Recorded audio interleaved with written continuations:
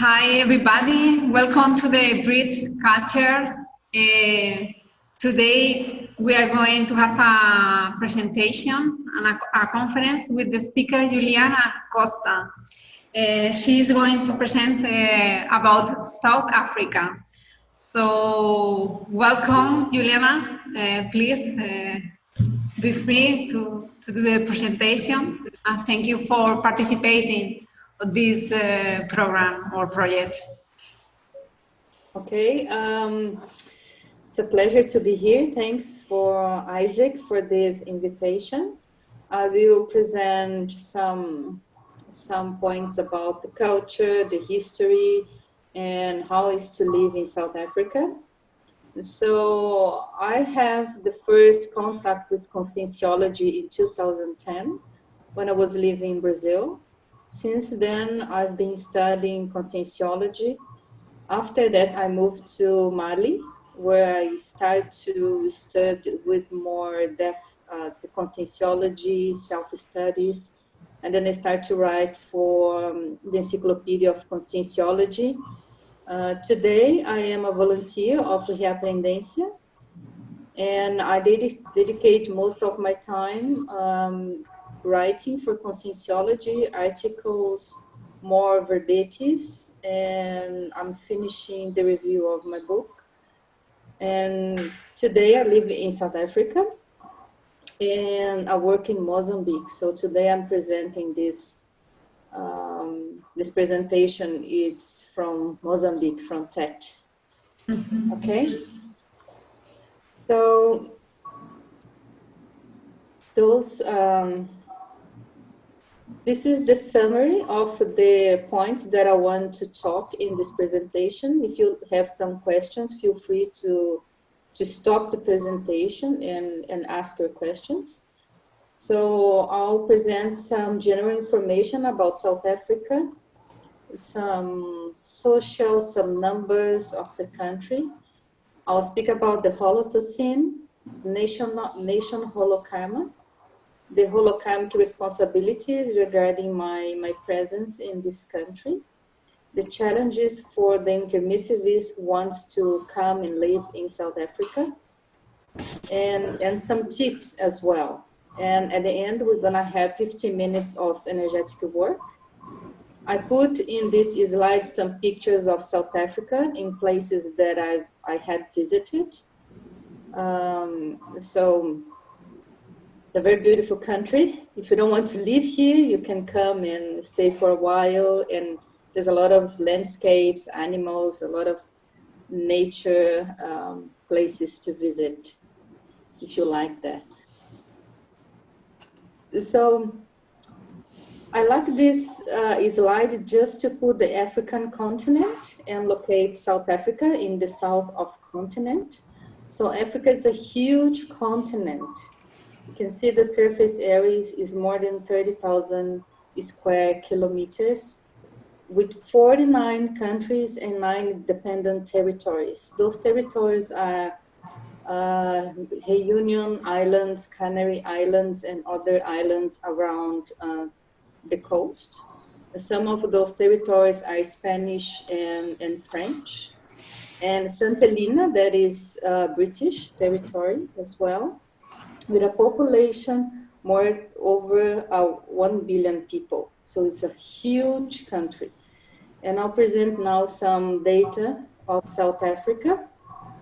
It's one of the most populated country in Africa. You can see here some information about the surface area. So the population, 57 million people, is the last data, the census done in 2018. So the climate is semi-arid with sunny days and cool nights. Is not as hot as in Mozambique, for example, but is more dry. Is not that humid, which I prefer more, because if it's humidity, so you feel you have the sensation that it is hotter than it is.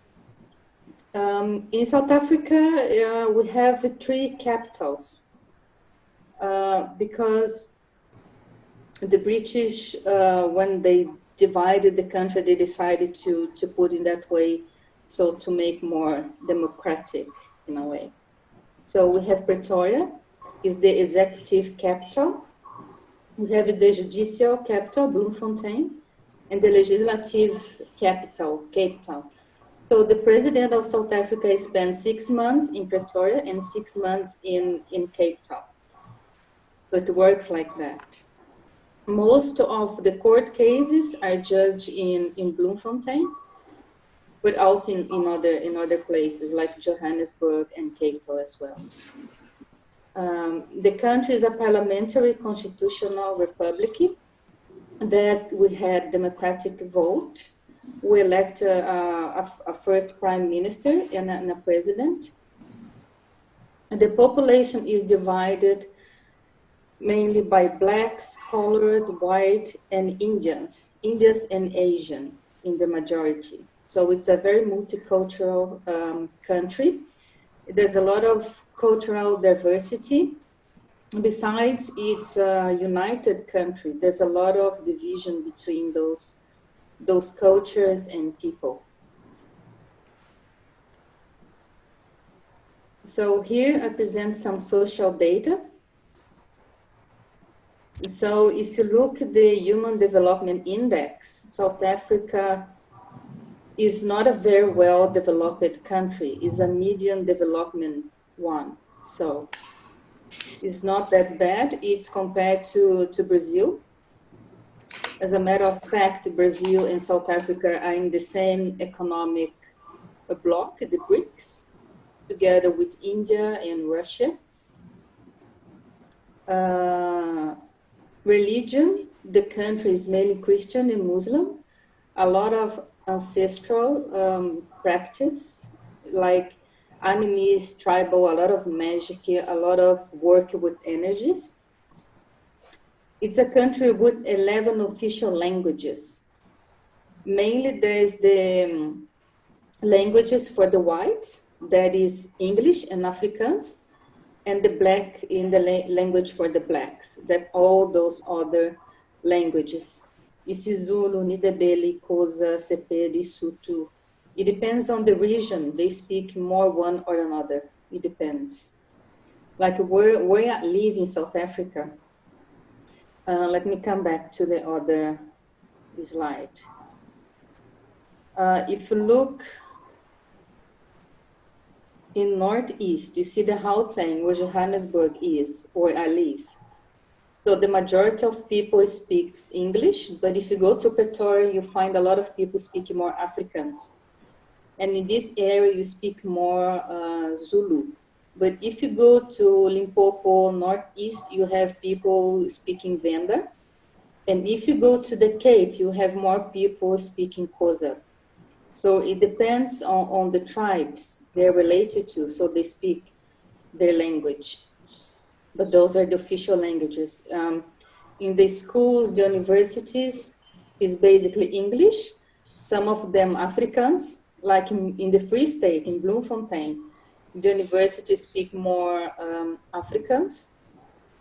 So if you look at a country in this size and comparing to Brazil, that is a continental country, it's quite interesting how a country can work with 11 different languages. It does work, no, it does. So basically the English is spoken everywhere.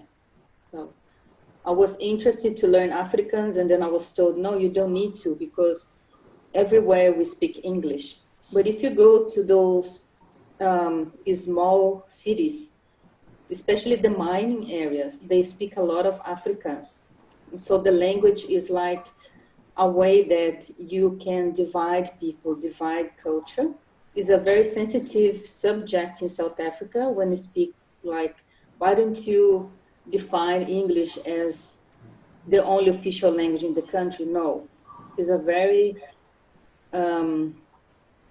how they say, controversial subject to talk about it. So they prefer to keep that way. So that's the way we live in South Africa. You get used to. On the television, for example, you have the news in English, the news in Afrikaans, the news in Xhosa, the news in Zulu. So it's the same news, but in different languages. And then you have like soap operas for the whites and for the blacks. But now you see more soap operas where we have more blacks and white acting in the same place. So it is like that. So if you look at the population of South Africa, you see comparing mainly the female and male, they're basically the same distribution, which is quite interesting because in some countries, I think in Brazil, there's more women than men. And here you can see the population group. Those are the main groups in South Africa. When we apply for a job, for example, you have to put your equality group. So you have to put if you're white, black, or colored, which for me doesn't make sense. But then I'll explain that why is that happening now like that. So the distribution is quite the same for men and women. And if you look, there's more Black African than any other population in South Africa. But when we live there, you don't see, for example, it looks like there's more whites, for example, but it's not that much if you look those numbers. This is the last census done in 2018, mid-year. It was the last data released of South Africa. Is that good for you? No questions for now? Okay. So if you look at the population growth, you can see there's more adult people than young people and older people. So it's an adult country. It's not like countries in Europe that is becoming older and older. So it's quite interesting to see that. So it means there's more people in the age of working, that it could be looking for a job or getting a job available to work. So there's a lot of workforce available in South Africa. If you look those numbers, they're not too young and they're not old. In South Africa, we need to take into account the HIV/AIDS because the hate is very high in the country. Now the government offers treatment for those people with HIV and AIDS. Is treated as a chronic disease, not as a lethal disease. So if you have HIV/AIDS, you can live under medication your whole life. But if you look at the numbers, you see the life expectancy for men with ages. For example, for women is 67, for men is 61. But if we look without HIV/AIDS, if you look in 2018, for the men is 64, almost 65, and for women is 71. So it's a huge difference if you compare that. You can see that.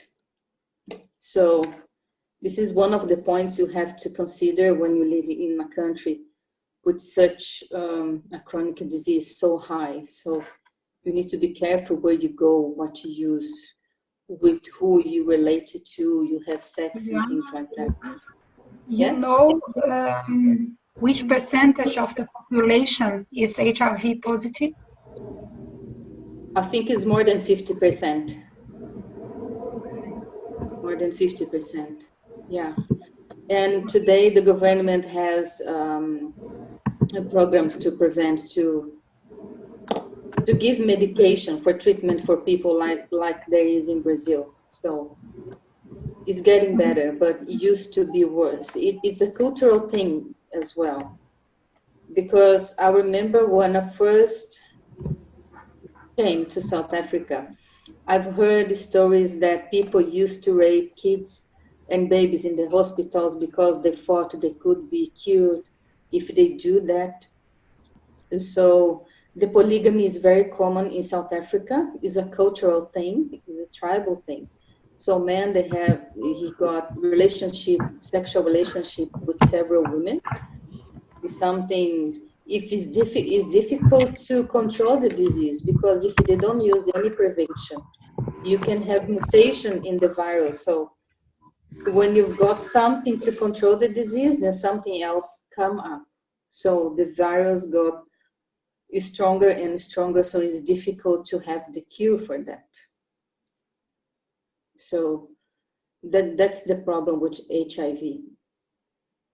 Yeah, but if you look at the numbers, I think if you look the life expectancy without HIV, it means for me that is improving in a way that the treatment is working, like some cultural changes, little changes had some influence to drop those numbers, but not that much. Okay. And then if you look at the population by province, in South Africa, we have 9 provinces. Those provinces were divided after the apartheid ends. Before apartheid was only 4 regions. That was a very political division of the country to divide the power. So the most populated is Gauteng, where Johannesburg and Pretoria is located, then followed by KwaZulu-Natal, Western Cape, where the Cape Town is located, and the other provinces you see there's less population. If you look at those regions like Northern Cape and Free State is in the Karoo, and there's a desert in those areas, so you have less people living in those areas. And the other areas, Eastern Cape, Limpopo, all those areas, some of them like Eastern Cape is very industrial. But the main region is Gauteng, where the salaries are higher. There's more jobs available. A lot of people from other regions migrate to Gauteng to get jobs and things like that. And the international airport is in Gauteng. So there's 3 international airports in South Africa. In Cape Town, Johannesburg, there's 2, OR Tambo and Lanseria. If you look at the GDP of South Africa, if you look how the country survives economically, you see there's a more manufacturing, agriculture, transport, trade related than mining that used to be the main economic value of the country. Now the mining dropped a lot, mainly because of government policies in place. And construction electricity, there's a huge problem with electricity at the moment in South Africa, a lot of load shedding. So they keep the electricity under a very bad administration at the moment, especially because they didn't develop the coal power stations where they have to, and they didn't. So now there's a crisis on that area. And the other area, agriculture, is very big in South Africa. There was a lot of development. If you consider now the problem with land in South Africa, they talk about land without expropriation. They talk about taking the land from the whites to give to the blacks. So this is making something very difficult for entrepreneurs to invest in agriculture in South Africa. But even though it's one of the most profitable areas in the economic of South Africa, that contributes more for the GDP. So in South Africa, we have this symbol in all the documents, in passports, everywhere you go, you see this symbol. It's a sun symbol, the people's sun, that is one of the peoples in South Africa. So I don't know how to read that, but it's in the sun language.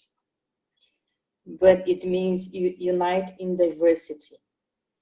So if you look South Africa with 11 different languages and a lot of culture, a lot of people, diversity, you see that there's a lot of diversity that is divided in a way that you cannot see the boundaries now, like you used to see during the apartheid era.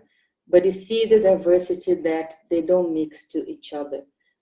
So there is a huge diversity. It looks like divided, but they are united in one country, in a democratic country. So it's very interesting to see this movement in South Africa. So based on my experiences living in South Africa and based on all this information, and I've been in South Africa living now since 2013, so it's gonna be now 6 years. So you can see a lot of cultural diversion, like I said. This is the main thing you can see in South Africa. In general, blacks and whites. The minority groups like Indians and colors are not that huge. There's not much, how do I say, controversy and fight about that. But the main thing is between blacks and whites. When I say whites, it's Afrikaners, because there's a difference between the whites in South Africa and whites outside South Africa, let me say like that. Because for them, the whites are the Afrikaners. One day I told some of my friends, I am white, but I'm not the Afrikaners. You can see the difference. So there's difference between the whites. And she agrees with me. And then she laughs. I said, you know what you mean when you say whites, but I'm not the whites you're talking about it. Okay. Juliana, yes. Is there a question Jacqueline wrote down? But to unmute, but you can read. Can you read the question? Yeah, she says over time is there greater integration between them, different South Africa. Between them, yeah, there is an integration, but it's not like let me compare with Brazilians, with mixture with each other. We don't think if it's black, if it's white, if it's blue, if it's green, you know, but they think about that.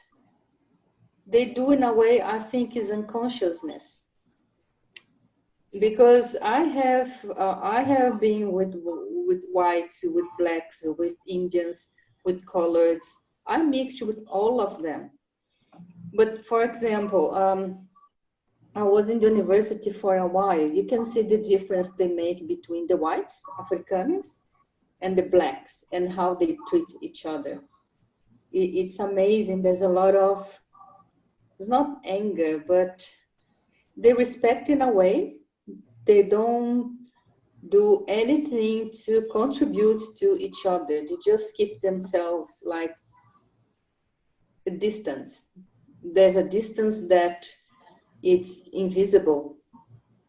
But like there's no violence, but there's this hostility all the time. They're hostile all the time with each other. So you heard some comments that is very racist. Even myself, I feel like there was a lot of racism against whites as well, because you can think only the blacks have been suffering with the racism. That is true, the most of the times. But now is the other way around, because the blacks are in the power. So they're so racist as the whites were with them. So they're doing the same thing in a different way. With the policies, when they choose to put now blacks in the job market, not the whites.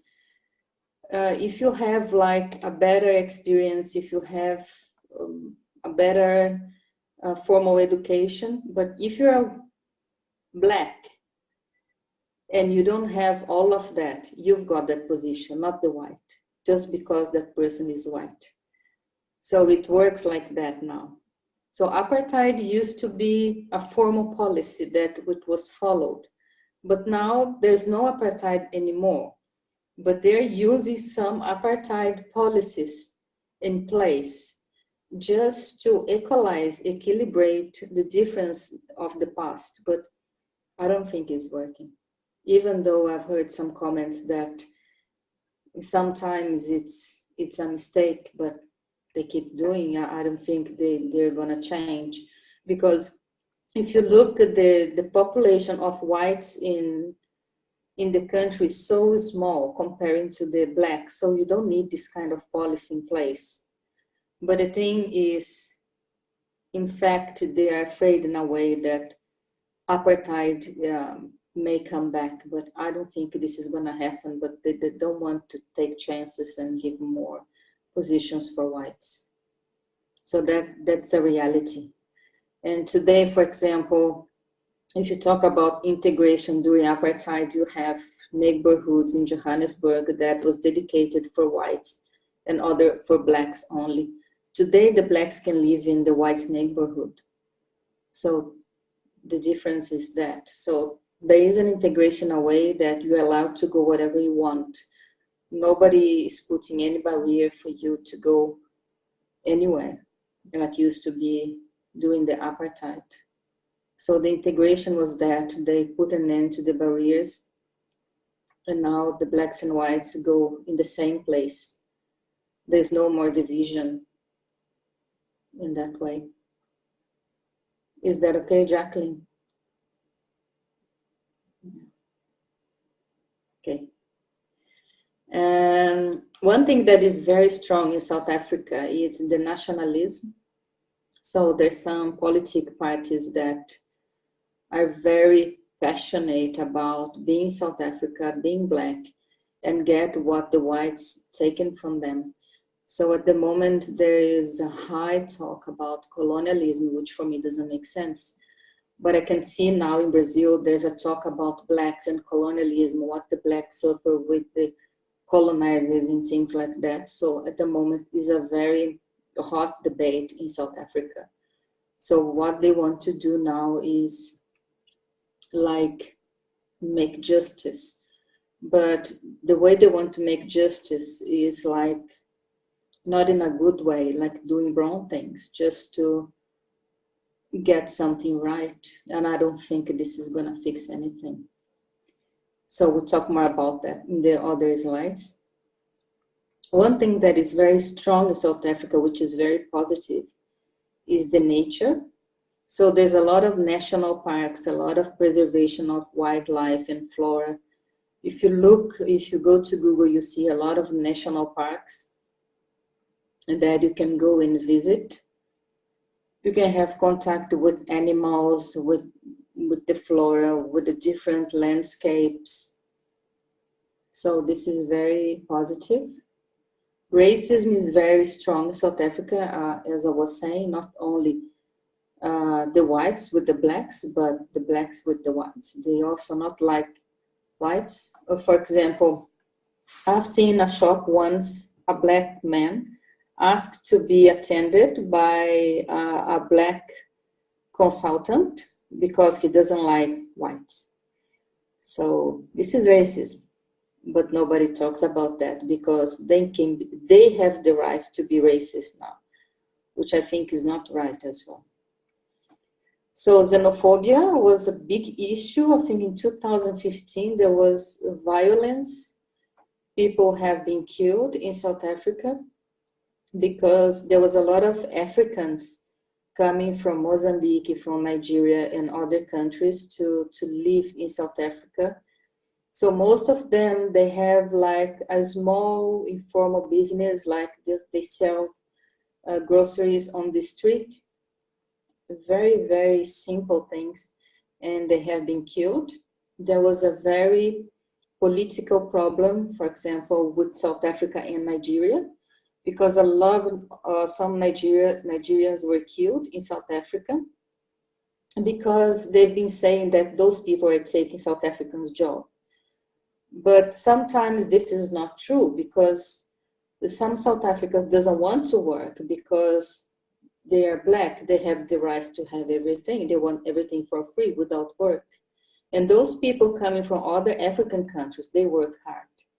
People from Zimbabwe, Malawi, Mozambique, Nigeria, they come to South Africa and they are serious. They work hard.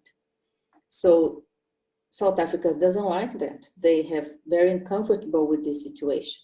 So they want them out of the country. So they start to kill people. Now it's okay. After 2015, there was no more incidents about xenophobia, but small incidents were on television once in a while, but it happens. It does exist. Besides all those racism, xenophobia, South African people were very friendly and welcoming. They treat you very well. And for me, the Holothosene of the country is the people's cultural division, but united. This for me is very strong in South Africa. You have a lot of cultural division, but they are united. So the law in South Africa is the culture. If you speak it to somebody, they say, in my culture, it works like that. In my culture, it works like that. So the way I speak to people sometimes is, in my country, in Brazil, the culture is that way. So if you start to say, to speak on the same language and put the same limits, because the law, the country law, it's less important. It is respected, but the culture is the main culture. It's not in the papers, but is in the way that people live, is in the people's belief, the way they behave, the way they treat each other is the culture, not the law.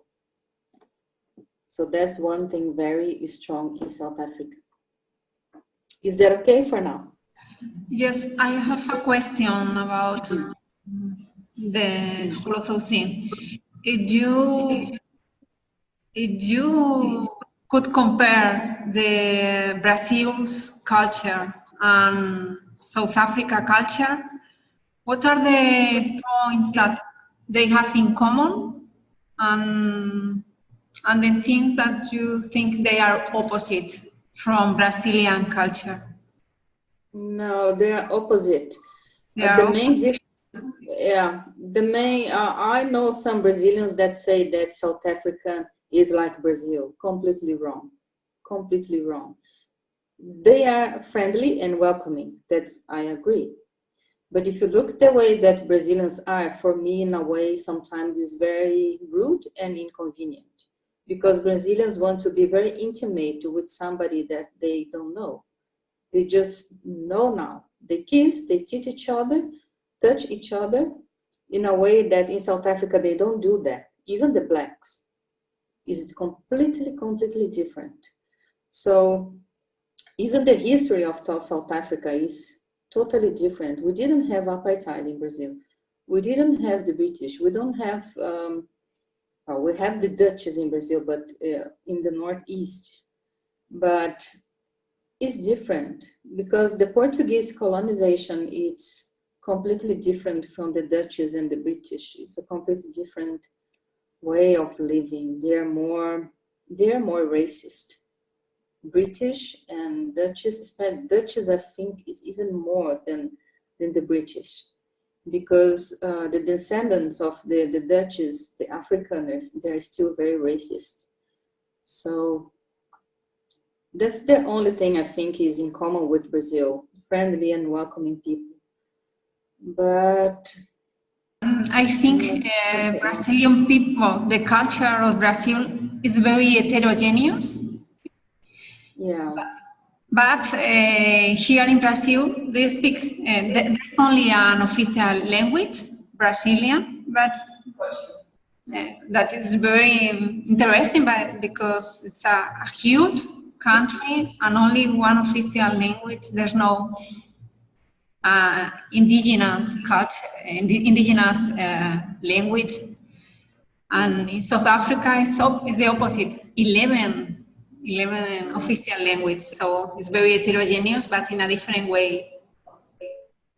Yeah, that's interesting because it shows how the culture is strong in South Africa. Because one day I was debating the language changes. Oh my God. I stopped it because people were very passionate because it's their culture, because the language is the culture for them. So it's So my papa, my mama, my madala, so you know how it can be, you know, but it's interesting because people now, the young people now, are more interested in learn English. So it's in a way decreasing the number of people interested in learning those tribal, so indigenous languages. And so I think it will come naturally, this kind of changes. So it cannot be forced. If you look at what happened during the apartheid in Soweto, when the whites want to introduce the Africans as a language in the schools, oh my God, it was a huge violent event in Soweto. A lot of people have been killed. So you cannot change something like that as a law or as a decree in the constitution. No, this is going to be a war in the country. So you can see how sensible it is. But you're right, in Brazil we only speak Portuguese. We don't speak Guarani or Tupi or any of those indigenous languages. For me it doesn't make sense. I don't mind, because I have indigenous in my family tree, so I don't bother. I don't want to know who they are, what happened. So for me, there's no point, because what is the advantage now in the 21st century to know an indigenous language for me? If I was not studying or doing some research, for me it doesn't make sense. But for them, it's like very important to keep this culture, the language. So I have friends that they speak 3 or 4 languages, which for me, it's amazing. You can see, I've seen that in many other African countries. So African people in general, they have this ability to learn and speak different languages. Even can speak English, French, and Bambara, for example, in Mali. You see like a young guy living in the middle of nowhere, speaking 3, 4 languages. It's amazing, without any school, anybody teaching them. So it's, yeah. Thanks. Okay. Okay. Now I want to start to talk about the nation Holokarma of South Africa. So what I did, I put some main points of the history of South Africa. So I'm just talk about superficially. I'm not getting into depth of those events, just to have your attention. And if you want to research in those events, it's fine. So the Portuguese arrived first in South Africa, in the region of the Cape, where today is the Cape Town. So that was in the 14th, 15th century, but they didn't colonize the Cape. You have Cabo das Tormentas. I don't know how to speak in English, but it's very well known. So it's the name given by the Portuguese. Vasco da Gama also went to the Cape as well. And after that, the Dutch East India companies arrived in the Cape. First, the vessel was broken, so they stayed a while over there because they were on the way to the India at that time for trade, and they stay in the Cape. So when they were waiting for rescue, somebody to help them with the vessel, they decided to stay in the Cape. So the Dutch East India companies was not expecting them to stay there. There was no plans to colonize the Cape. But what I think is different here, what the Dutchies did in the Cape, in South Africa now, is that was different from the colonization of the Portuguese in Brazil, for example, where they exploit a lot of gold and people in Brazil. And they teach their language to the indigenous people in Brazil, the Portuguese. There was the missionaries teaching the Catholic religion. So what happened that was that Ian van Riebeeck decided to stay there. They started to acquire a lot of land, and then they start to exploit the land with people, with plantation. They start a lot of agriculture. So most of those people that started the Dutch colonization in the Cape were from the Dutch army. So in 1652, they were established in the Cape. And then after that, the British imperialism become after the Venice Treaty. So then it starts the conflicts between the Dutches, that today we know as Afrikaners, the Boers, and a lot of conflicts was going on between the British and the Dutches. Besides the problems with the locals, because they were taking the land from the locals and chase them away, choosing where they have to be. So when the British was in the Cape, they started to implement the rules. So that was one thing that the Afrikaners didn't like. So beside that, not only the Dutch, but during the religion persecution in France, a lot of French people came to the Cape as well. So there's a lot of French legacy in the Cape. For example, the vineyards, they started vineyards in the Cape. So even the language Afrikaner, that is one of the youngest language that has been created by the Afrikaners, was the mixture of French, Germany, and Dutch and other European languages. So then the British start to put their own rules in the Cape, and then the Afrikaners decided to move to the interior of the country that today is South Africa. So that is the event known as the Great Trek. So they moved to the area that today is Johannesburg. That area used to call the Transvaal. So they went there to get away from the British rules, and because there was some rumors of gold in that area. So they knew at that time there was gold in the Transvaal. So in 1869, with the discovery of the gold and diamonds, there was the first Boer War, where the British want to take over the Afrikaner lands, but they didn't. At the end, there was a peace treaty where the Afrikaners won the war. It was a short war, was a guerrilla war.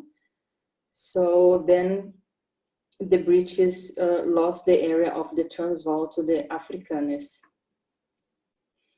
So here the diamond, I put the picture in the left is the diamond mine of Kimberley, the first diamond mine in South Africa. And on the right is one of the gold mines in the Transvaal, in the Johannesburg area. So after the discovery of those two minerals, two ores, there was a big rush of people going to Kimberley and the Transvaal for gold and diamonds. A lot of foreigners were coming to South Africa. There was a lot of conflict of interest. There was a lot of Jews involved. Most of them, all the gold mines and diamond mines are of Jewish people. Anglo America, Anglo Gold Ashanti, De Beers, all those companies, the Jewish are behind them. After the first Boer War, there was the second Boer War, where the British wanted again to take over the gold fields. And not only that, because there was a movement of the Afrikaners to nationalize the country, to become a South African republic, that the British were not, didn't agree with that. During the second Boer War, there was this implementation of concentration camps that the British started to move the children and women. And so what they did, they used to burn the farms. They used to take over all their belongings, their furniture, the cattle. They used to kill the cattle or to sell the cattle or give to the soldiers as a provision, and put the children and women in those concentration camps. So after the Anglo-Boer War finished, where the British, they didn't get the gold fields. So what was decided that the gold fields would be controlled by the Afrikaners and the diamond fields by the British. So after that, the country was involved in the reconstruction because there was a lot of destruction. So it was interesting that after the war, a lot of white people was in misery. They don't have a place to live because all the farms were destroyed, everything were burned. There was a lot of widows, a lot of orphans. The country was in a terrible state. And what happened to the blacks after the war? Most of them were wealthy because they worked for the British as spies. They were all the time working for them and giving some remuneration or some money back because of the work with them. And after the war, I think was in 1910, they write the first South African constitution. And during that time, there was something relating to segregation, but was not put in place. So then only in 1948 that South Africa implemented apartheid as a law. So they decided to create areas for the blacks and for the whites everywhere. There was bus for whites and blacks, schools, neighborhoods, areas in the beaches, and everything was defined like that. So you can see on the top right, this boy, that picture was in Soweto. That was that event when the Afrikaners want to implement the Afrikaans as an official language in the schools. So there was this violent incident in Soweto in 16 June 1976. It's a very well-known date in South Africa. It is a public holiday today. And there was a lot of people, not only blacks, but whites, that was against the apartheid. It's important to say that because there was this extremist, racist Afrikaners in the power that wanted the apartheid in place and make it worse. So in that sense, Nelson Mandela was one of the iconic figures of the apartheid, but it's not only him that was fighting, was one of the leaders of the end of the apartheid. With him, I can tell that Oliver Tambo and Walter Sisulu was two figures important to end the apartheid, but Mandela was the main leader, the main figure of this era. There's a lot of controversy of Mandela in South Africa. Some people like them, others not, because of because he fought for South Africa to be free of apartheid, and he got it. He spent 27 years in the jail, but after he was released, he was on the side of the capitalists. So he got a lot of money, he got a huge house. So that was the controversy about Nelson Mandela, because after the apartheid, what people say is that he was on the side of the capitalists. And he was the first black president elected in South Africa. After his release and his election as a president, he starts the democracy era in South Africa. But there's a lot of criticism of his government because he was more interested in reconciliation then put the country in an economic and profitable way. So if people think, talk about that, and on the same page, on the same criticism, they talk about how he helped to implement those laws, for example, to benefit blacks rather than whites in the job market and things like that. But in a way, I think it was positive because it puts an end in a system that was violent, was not right, was putting people under pressure that it was not needed, but it's something that it could be avoided. But because of extremist people that happened in South Africa, and today for me is still a problem, because if things was not happen that way in South Africa, I think the problems we're facing today, it couldn't exist. Because I've been in other African countries that blacks and whites, they live in peace. I can give an example of Botswana, for example, where we had the British trying to control the diamond mines, and the government was able to stop them. And today, if you look Botswana, it's a very good country to live. You don't have these races like we have in South Africa. There's a movie about that. It's a very nice movie. It's called United Nation. I think it was released 2 or 3 years ago. It's a very nice movie. If you were interested to know more about that. And as I said, after Mandela's election, it was a new era in South Africa of democratic elections. After Mandela, Thabo Mbeki was elected a president, another black man. And after that, I never seen any white president in South Africa. It never happened until now. Questions? Everything okay?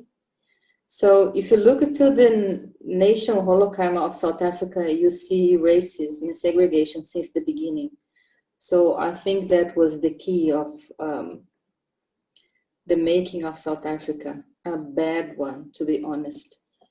So I think it's something that will last for a long time until those differences between whites and blacks ends. But what is happening now is this whole talking about land expropriation without compensation, which for me is a robbery, because you don't take somebody else's property without compensate. So they're trying to do justice, doing something wrong. They're debating now. It's quite funny because I was watching the television. They're talking about we're taking the land from the whites, but which whites to give to which black? So who are the blacks who were giving the land for what? Where they sit on the land and doing nothing. So there's huge areas of that has been used for agriculture that is feeding the country. And now you're taking those land for those white people to give to the blacks to do what? They don't have any plan. They just want their land back, but to do nothing. So it's a complete nonsense. What is happening in South Africa is giving a lot of, how do I say, a lot of grief, because investments are going down. There was a lot of insecurity of investments in South Africa. Donald Trump made a comment on Twitter about that, and then the South African politicians sat back and said, no, we are going to compensate. Because what Trump said that, look in South Africa, is something like that. Look at what is happening in South Africa. They're taking land for the whites just because they're whites to give to the blacks without compensation. So that was like a scandal in South Africa. They were talking about that every day, all the time on the television, at least for a week, until the government said, no, it's not like that. We're doing something. It's not going to be without compensation, blah, blah, blah. Anyway, I don't know how this is gonna end, but for me, it's just putting the country in a big trouble. A lot of people doesn't agree with that. There was a lot of extremism, a lot of politics going around. There was an agenda of people that is very radical about that. And at the end, I don't know what is gonna happen. Let's see. Here present a summary of what I think in my experience, what is the Holokarma of South Africa in the moment. So we had like in the past and today in the present, the colonialism, racial segregation, land expropriation, farmers' murder. What is this farmers' murder? The Afrikaners are the biggest owners of land in South Africa. So what happened since many years ago, there's a lot of publication that nobody talks about it. Whites have been murdered in South Africa by Black people because they think they're doing that, they can give the land back to the Africans, to the Blacks. So nobody talks about that because they have the right to do it. Because if a farmer kill a Black guy that break in his house, it's a huge news on television everywhere. But if a Black man kill a white man, is all right. They can do that. So for me, this is something that should be debated, but nobody talks about it because they have the right to do that to the whites. So it's a huge disease in South Africa. It's a huge sickness that is a social disease. So I don't know how this is gonna fix it, but it's something related to the karmic evolution, karmic cycle. I don't know, victim and not victim. I don't know. A lot of wars in South Africa, the Zulu wars, the Boers, the English, a lot of mineral resource exploitation, the gold and diamonds. Today, there's also big coal mines, manganese and ore mines, and xenophobia as well. Yeah. Blacks against Black, a lot of anger, hatred of other Africans. What I didn't say before was the races between the Blacks. So they debate the color of their own skin. Like one is Black, so another person is like more like dark brown or light brown. So they make this differentiation between them, who is more Black than other. So if you're like more Black, like very Black, very dark, they assume that you are from another African country, like from North Africa, for example. Light brown, they think you are from maybe Mozambique. So there's a lot of tribalism going on in South Africa. I should put tribalism here, it's missing. So this is very strong in South Africa. The current karmic balance, I put society divided by race. There's a high level of self-victimization. For example, they think because I know you're treating me this way because I'm Black, so you don't give me this job because I'm Black. You are treating me like that because I'm Black. Oh, you need to give me this because I'm Black. I have more advantage because I'm Black, and things like that. So in a way, they use the color scheme to get some kind of advantage because they suffer a lot in the past because of the whites. So this is quite common. Creditors and debitors, I put mainly English, Afrikaners, and Blacks. I didn't put the Indians because I think it's, I think the biggest problems we have now in South Africa is because of those three groups of peoples. And the phase of the group of karmic cycle, I think, is interprison because of the segregation policies. What the whites have done to the Blacks are doing now to the whites. So is something that there's still linked because of wrong things that has been done in the past. Self-victimization, I think, is one of the things that is related to that. Questions? Now I'm talking about, yes? There's no, it's very interesting talking about the phase of the karmic cycle. I think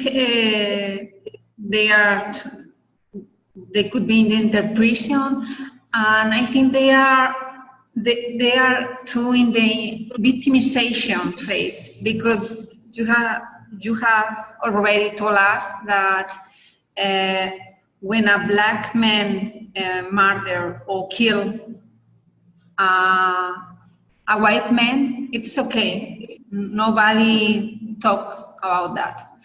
But if a black man if a white man kill a black man, they don't allow. So it seems that black people, they are in the phase of victimization. They think they have the black people are the victims. The white people are the victims. So they are, it's like black people, they think they have these rights. So what do you think about that? No, is that what I think? They think they have the right to do that, and it is right, you know. For example, this politician part, EFF, Economic Freedom Fighters, if you dismiss an employee that is black and the person doesn't like that, they go to this party, they come to your business and they do something like they burn or they break everything and things like that. There was an incident at the Centrum City Mall, a very huge place in a very wealthy area. So they invaded the mall, I think it was Saturday morning. They go to H&M, break in and break everything and throw away a lot of bananas because of a shirt with a monkey. It's saying little monkey. Because if you call a black South African monkey, oh my God, this is serious. You cannot say that over there, because during the apartheid, they used to be called monkey, and the police used to beat them, calling them monkeys. You know, you cannot say that. So they used that T-shirt, a T-shirt with a monkey. So they felt so offended. So they break the shops. So after that, H&M decided not to open the stores they're planning to open in South Africa. So it's quite serious because it damaged the economic. So it doesn't make sense. They use those things to create violence in South Africa. You know, it's one party only. But you have this, and there's a lot of people, especially young people that has been born after the apartheid era, that is engaged in things like that.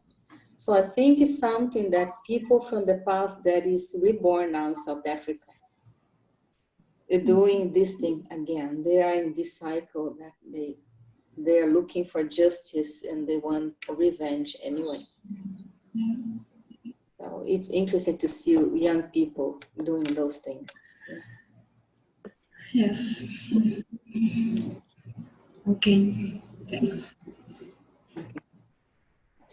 So now I'll talk about Okay. Yes?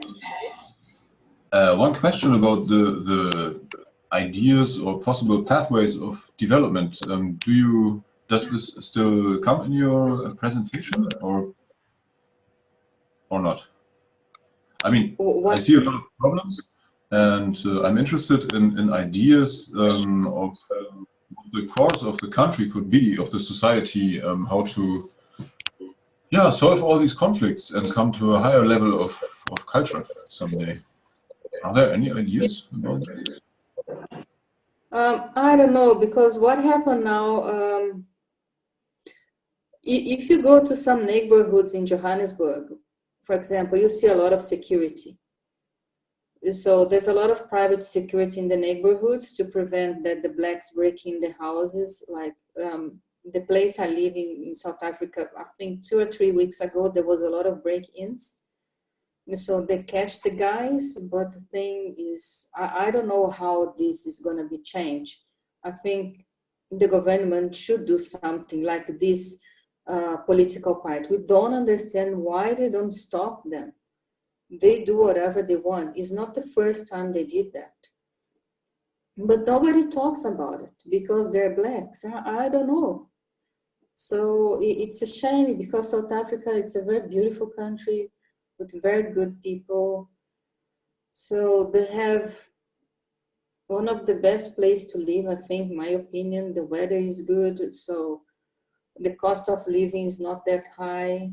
The economic is good. You have those issues in South Africa, but if you look at that all the time, if you focus on that, you go away, you don't stay there.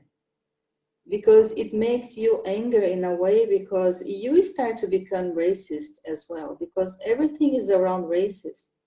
I'm black, you are white, you're this, you're that. So you have to be very careful not to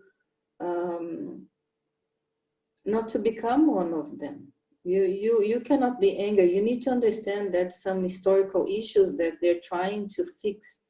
But I think that they won't get anything fixed like that, like those policies about jobs, employment, land expropriation without compensation, things like that. It's just damaging the country. So I don't know how they will get rid of that. I really don't know, to be honest. I think it will take a long time. And I see young people, very racist, engage in those things, in those kind of events. So I'm not sure. I really don't know. And is there any political or maybe religious vision that transports an idea of human beings as being, the same or of the same value, like Christianity partly did in Europe, or I don't know, human rights or whatever else? Are there any efforts from above, so to say, from higher planes? No, you see some movements, but they don't talk about it. They focus on those policies of, we need to get, it's all the time, every day on television talking about, we need to give the lands to the blacks. But for what? Because they don't do agriculture at all. And even some blacks, they don't agree with that. So you can see there's a political agenda that is focused on that. For what? I don't know, because most of those politicians in South Africa, especially now, I can give the example of the president, Cyril Ramaphosa. He is a very wealthy man. If you see the blacks in South Africa in Ferraris, in Audis, in BMWs, you cannot believe it. I never have a BMW because I'm white. So there's a lot of white, wealthy black people in South Africa, but they don't talk about that. That's why I'm saying that the victimization is very high in South Africa. Yes. Yeah. There's no forgiving. No, there's no forgiving. There's no any space. There was a politician, Helen Zille. She is white, and she went to Singapore. After she came back from Singapore, she gave the following example, that in Singapore was colonized by the British. But look at Singapore and look at South Africa. That Singapore is very developed. They have a very good education system. Everything works well. It's a great country. And look to South Africa. It's still talking colonization, still victimize themselves.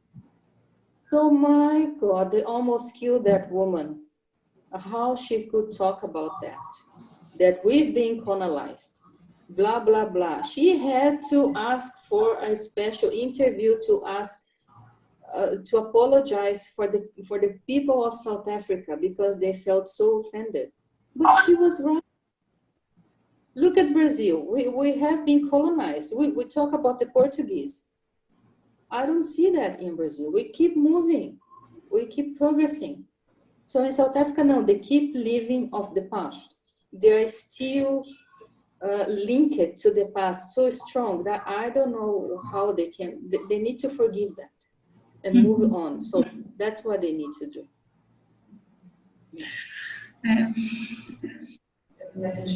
Okay.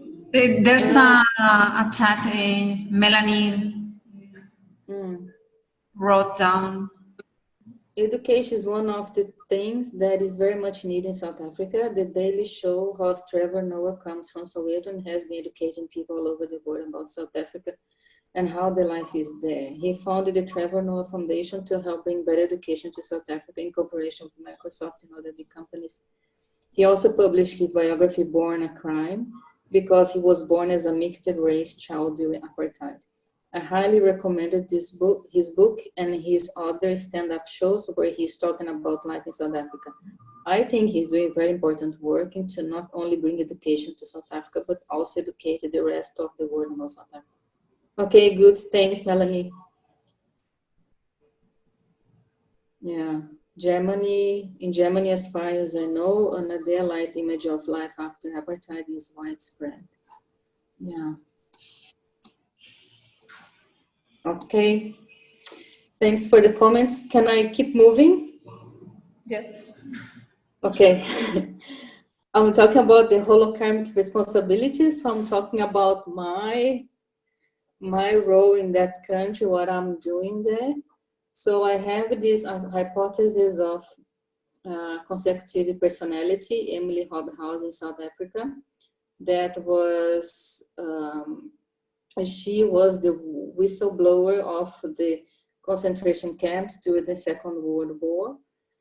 And she was involved with South African politicians at that time, so the white politicians, so the guys who implemented the apartheid in South Africa, Ian Smuts, Louis Botha, Martinez Stein, all those big white guys. So what I was doing with those people.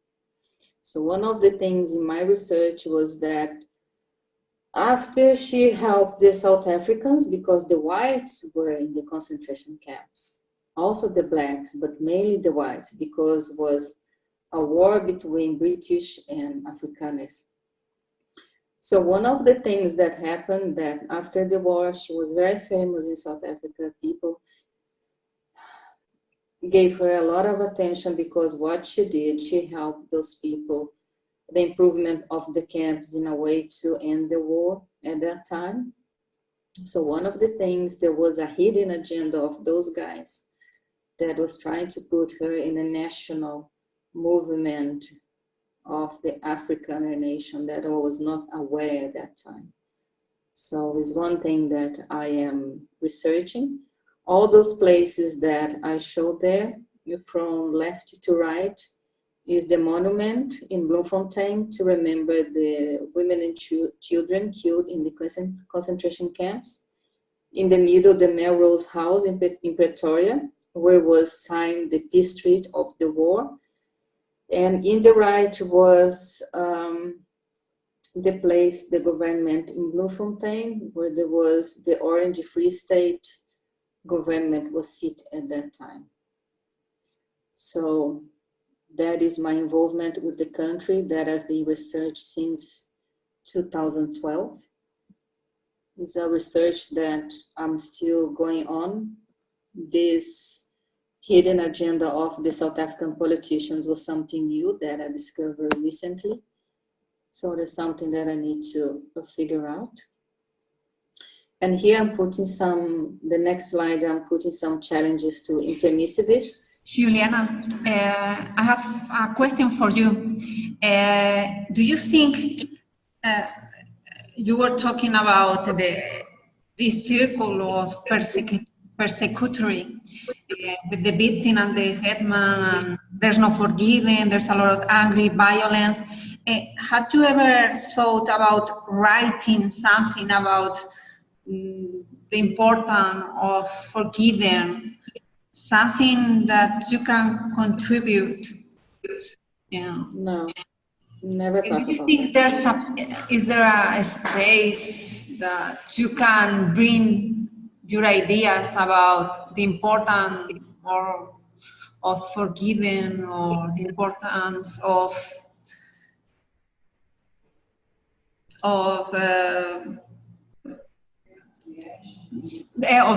exactly, of the reconciliation? How can we cut the cycle?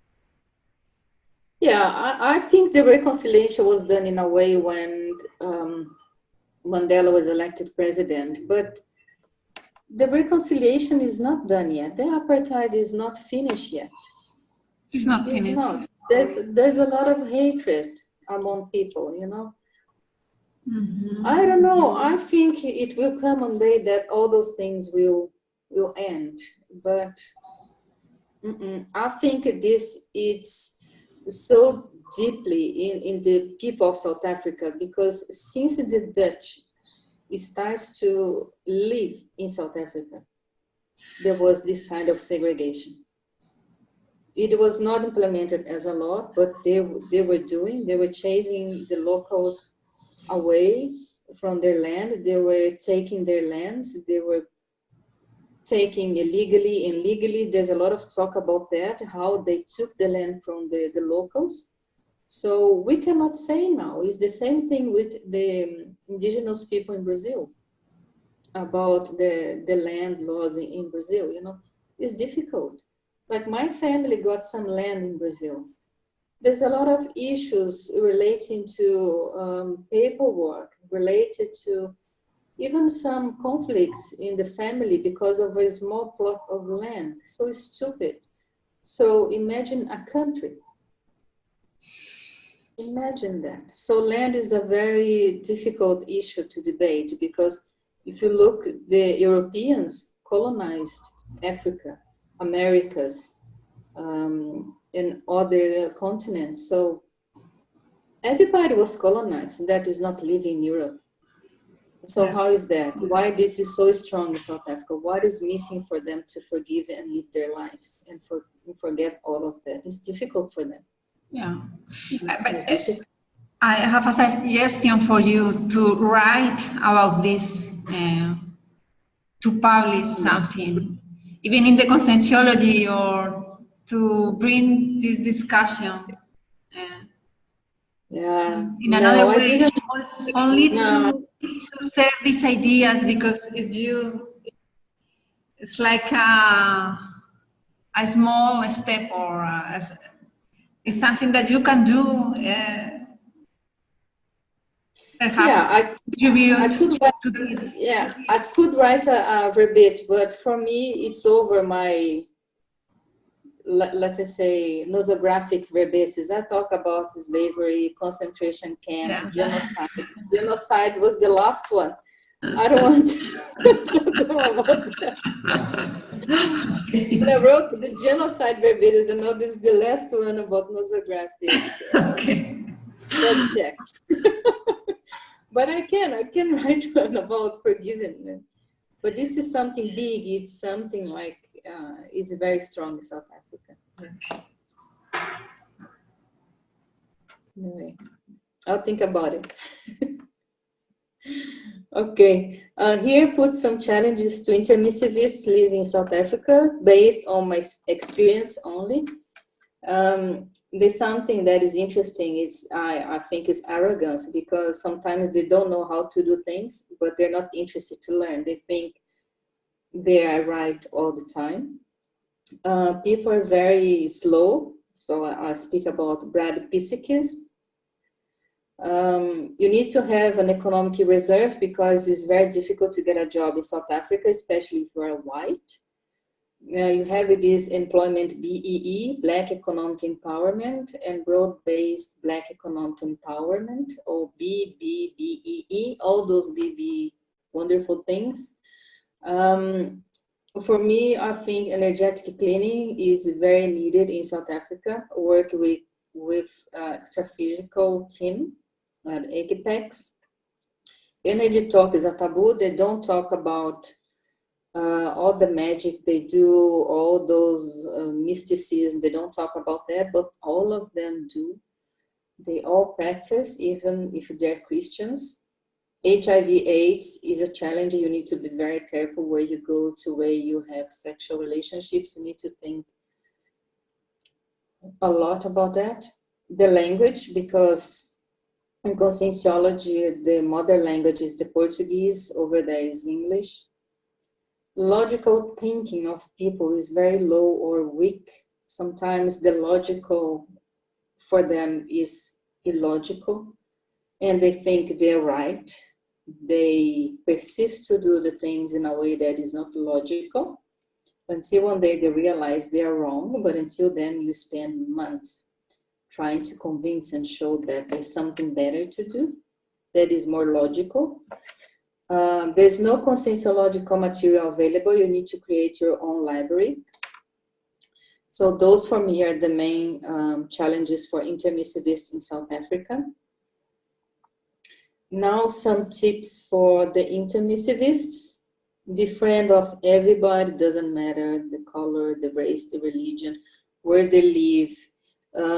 Visit them wherever they live. If the place is not good, maybe we're there to help them, to do some cleaning, energetic cleaning. Conscientiological writing, it helps a lot. If you write verbatim articles or personal studies, it helps a lot. Always have some white paper or a notebook and pen in your bag.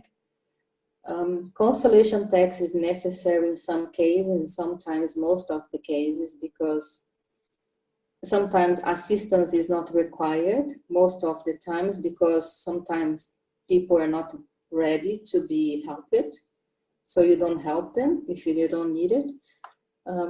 Criticism, don't try to criticize too much or to try to teach conscientiological theories, because there'll be a way of you. Don't try to do that. Try to do in a different way, like giving practical examples. If you have a lot of ectoplasm, it might be an issue if you don't work on that, if you don't work your energies, because there's a lot of ectoplasm in South Africa, especially where I live. There's a lot of trees, a lot of plants, it's a lot of phytoenergy. The pets help you with the intrusion. I talk about that because I have a dog. Sometimes he can see some extra physical consciousness, and he alerts me about those consciousness that help it a couple of times. Respect people, respect it anyway, and have to have a super extra work energy at all times besides Penta. All the time work with energies all the time. And if you spend more time with nature, with plants and animals, it helps a lot, especially with ectoplasm. I think it helps a lot. Do you want to speak, Virginia?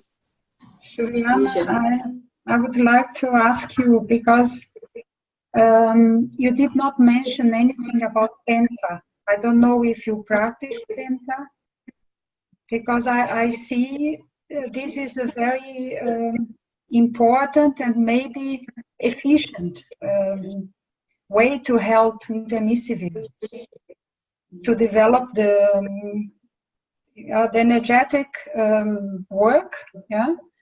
And also in all this context, I think it's a very particular condition with regard to the Proexis in Africa. Yeah. So my question is about Penta. Have you thought about it? Have you elaborate something, or how do you see it under these conditions you have? I put here super extra work energy at all times besides Penta. I do practice Penta. I should write Penta. You're right, but I do practice. The first 3 years of my Penta was a nightmare. Completely nightmare. I can say 3.5 years was a nightmare in my life. It was not easy. And I used to work a lot of energies, but it was not easy. The 6 months of my penta was nice, but then I realized that my life was not working. Anything was working well for me. It was very difficult. How do you see it today? Do you see it as a good tool for you? I mean, it helps you to be assistential under these circumstances. It does help a lot. It does, of course, it helps a lot. Yeah. Yeah, because I think this is a big challenge for everybody living in the country. I think it's we face new situations and new demands as you open for when you start with this goal to be more assistential. I think the demands come and requires a lot from us. Yeah, I think this is right. a challenge. Yeah, but then it's difficult to the person to do penta because it's a personal decision as well. Because I would like to start penta when I first arrived to Mali, and Professor Waldo, he recommended me not to start. He said, don't do that, don't do that. And then when I had my physical base in South Africa, then I started to practice. But even though it was very difficult, for me it was difficult because it changed my whole life. A lot of bad things happening. So, but now it's starting to, I think so, to become like normal or without any big issues. Okay. Do we have 5 minutes for energetic work, Virginia? Yes, of course. I think we have time if everyone agree. Yeah. Everybody agrees? Okay, so let's have a comfortable position, your seat where you are, and close your eyes. Take some deep breaths and feel your body relaxing.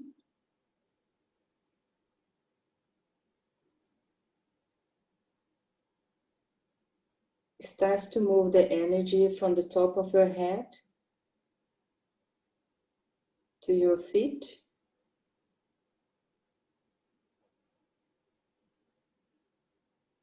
Keep this movement.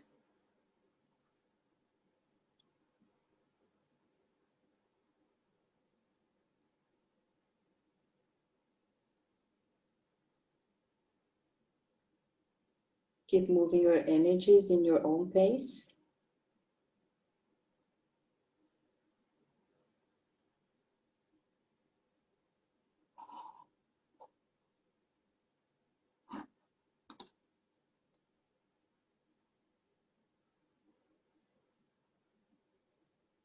Keep the energies flowing through your body.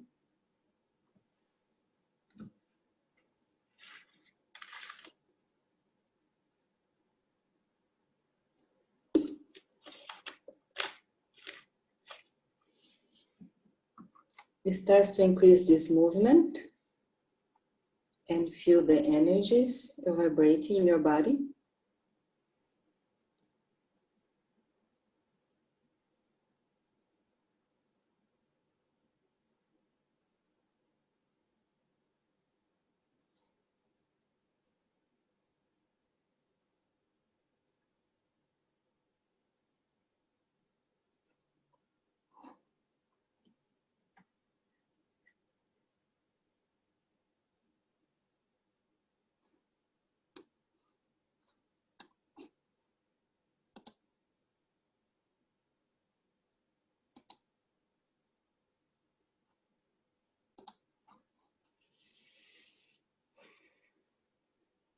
Now it starts to observe energies from the plantar chakras.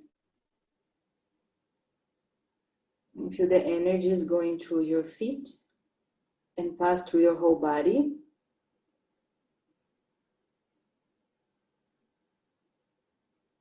And then move this gel energy through your body back to your feet.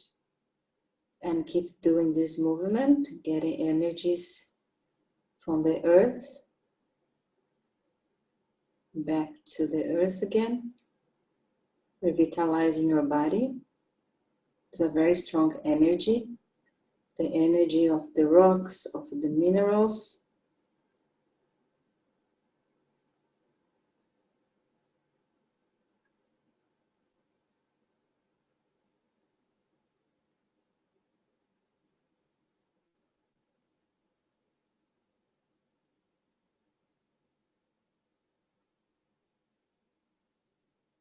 Keep moving the geo energies through your body.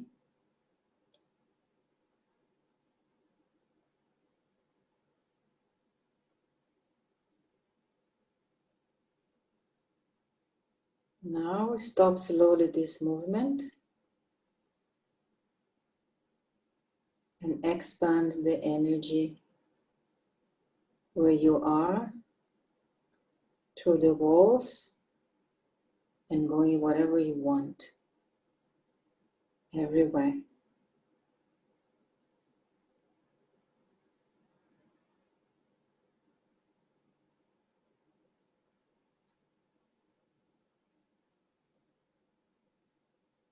Keep expanding your energies.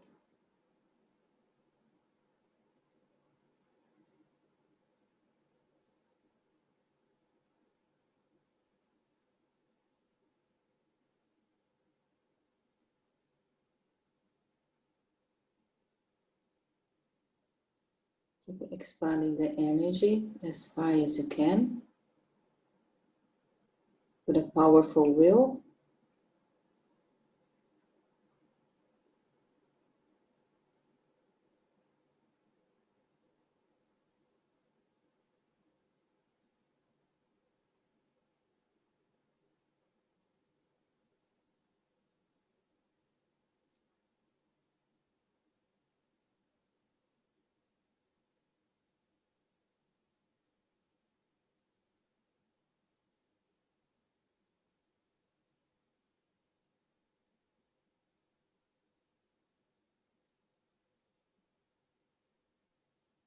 Now decrease slowly the energies, the expansion, bit by bit, until we stop.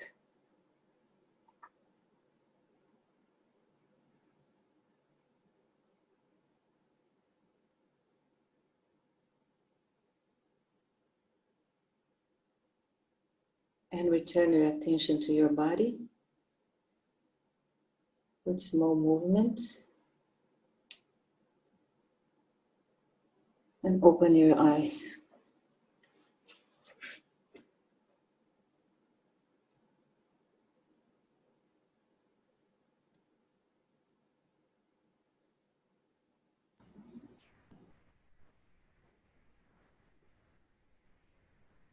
Everybody's okay? Yes. You'd like to make some comments? Here in front.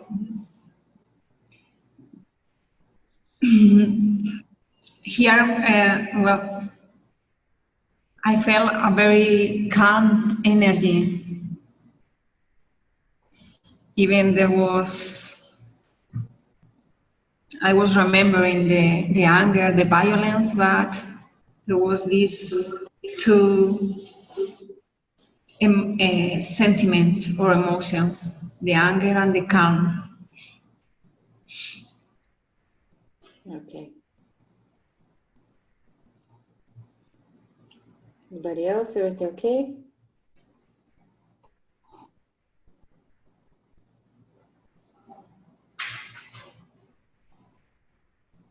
Okay, can I make an invitation now if everybody's fine? No comments? Okay. I would like to invite you all for the next meeting on the 24th of March, the presentation of Liliana Alexandre about the United Kingdom. So everybody is welcome to join her. She'll talk about the UK in general. Okay. Juliana, thank you very much for your presentation. I think it was very rich, it was very important.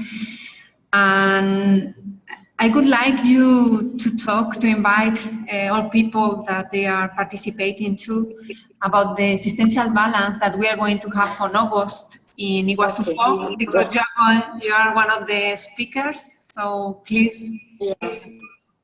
Yeah, there's an event of Isaac in August, I think 16 to 18 of August in Iguazu Falls.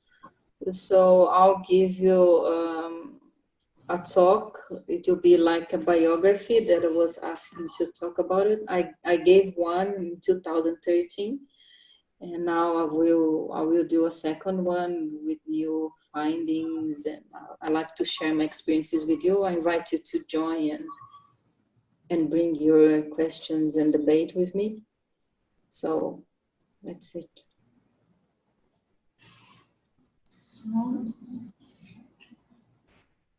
Thank you very much, everyone. Anyone else wants to talk about something? It's okay. Thank you. Thank you for your presentation. And yeah, as I wrote, the image I got here in Germany about South Africa was a lot more positive, and it's amazing how difficult things seem to be there. I wouldn't want to live there. I wouldn't even want to go on holiday there. I really enjoyed to live in South Africa because you learn how to live with all those things, because everywhere you have issues. So in Brazil we have different issues, in Germany and others. So, but I think people doesn't like to listen to those things. But it's a very good country to live, I can tell you. I really like it. Well, it sounds a bit more difficult than in Germany to me. No, it's not. Because they talk about that every day, you get used to. So then you change the channel, you do something else, because you cannot do too much, you know. Yeah. Personal taste, yeah, okay. Thanks for everybody to your time to be here on a Sunday afternoon. So thanks a lot for your attention. Thank you, Juliana. It was great. Okay, bye-bye. Bye. Bye. Bye.